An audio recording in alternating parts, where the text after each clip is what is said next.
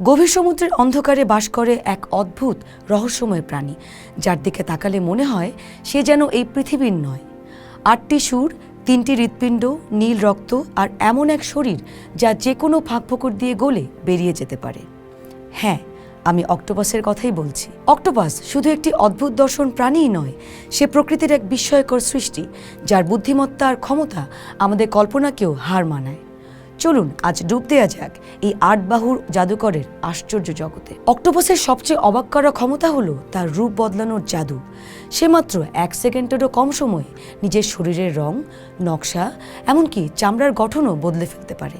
এর কারণ হলো তার চামড়ার নিচে থাকা হাজার হাজার ক্রোম্যাটোফোর নামক কোষ, যা মস্তিষ্কের সংকেতে সংকুচিত বা প্রসারিত হয়ে এই রঙের খেলা দেখায়। কিন্তু এই ক্ষমতা শুধু নিজেকে লুকানোর বা ক্যামোফ্লেজের জন্য নয়, এটি তাদের যোগাযোগের এক জটিল ভাষাও বটে। অক্টোপাস তার রং বদলের মাধ্যমে নিজের মেজাজ প্রকাশ করে। সে কি রেগে আছে, ভয় পেয়েছে, নাকি সঙ্গীকে আকর্ষণ করতে চাইছে, সবই প্রকাশ পায় তার ত্বকের ক্যানভাসে। শিকারের সময় তারা এমনভাবে সমুদ্রের তলদেশের সাথে মিশে যায় যে তাকে খুঁজে বের করা প্রায় অসম্ভব। অক্টোপাসকে বলা হয় অমেরুদণ্ডী প্রাণীদের মধ্যে সবচেয়ে বুদ্ধিমান প্রাণী। তাদের সমস্যা সমাধানের ক্ষমতা অসাধারণ। বিজ্ঞানীরা দেখেছেন অক্টোপাস সহজেই জারের ঢাকনা খুলে ভেতরে খাবার বের করতে পারে, গোলকধাঁধা থেকে বেরিয়ে আসার পথ খুঁজে নেয়, এমনকি মানুষের চেহারাও তারা মনে রাখতে পারে। অ্যাকোরিয়ামে তারা প্রায়ই রক্ষীদের সাথে খেলা করে, আবার অপছন্দের কাউকে দেখলে তার দিকে জল ছিটিয়ে দেয়। এর কারণ হলো তাদের অনন্য স্নায়ুতন্ত্র।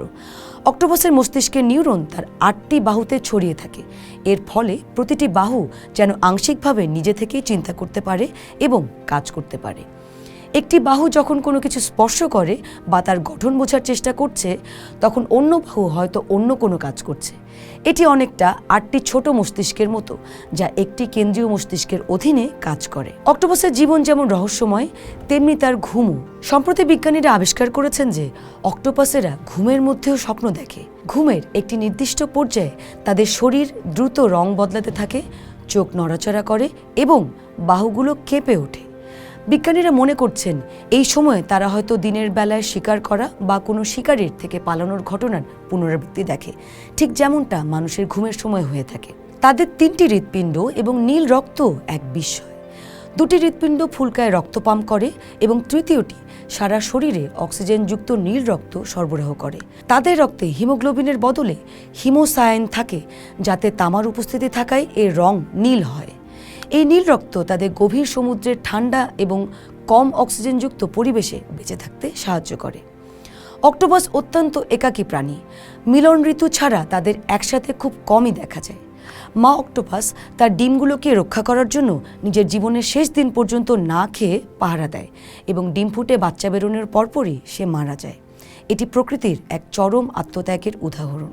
অক্টোপাস আমাদের শেখায় যে বুদ্ধিমত্তা এবং চেতনা কত ভিন্ন রূপে পৃথিবীতে বিকশিত হতে পারে। সে যেন প্রকৃতির এক অদ্ভুত সুন্দর কবিতা, যার প্রতিটি ছত্রে লুকিয়ে আছে বিস্ময় আর রহস্য।